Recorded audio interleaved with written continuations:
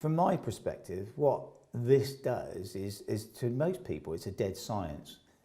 You know, a museum is a thing that turns most kids off and people because they're dusty old things and goodness knows, inert slabs of something that doesn't make, probably got a long Latin name as well, completely turns people off.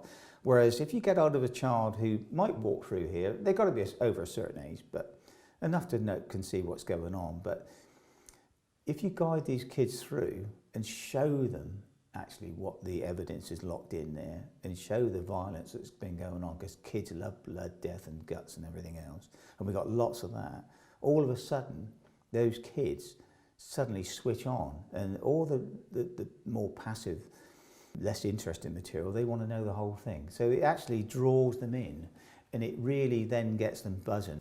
And you do it in a way, you're not talking down to them, you're actually talking to them.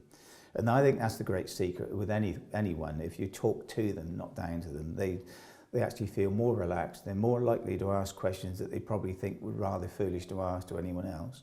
And we've had school kids come in here, well, high school kids. They come in here at 7 o'clock at night, and at 11:30 they're still here. They still don't want to go. And the nice thing is that it sets a seed in kids' minds. It's there. It's in their psyche, and sometimes they revisit it and come back in.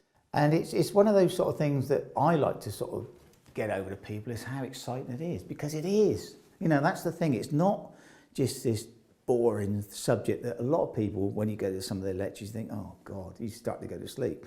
It is. It's really, really interesting because it's real.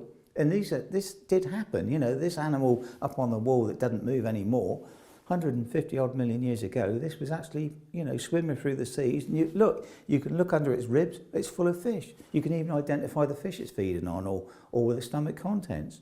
Look at the teeth, the wear patterns on those. Well, from that you can deduce that actually it's been feeding on quite hard prey because the teeth are blunted. There's so much, it's like a forensic analysis. And then you get people on that, and then just watch out. It's just like light and blue touch paper and the way it goes.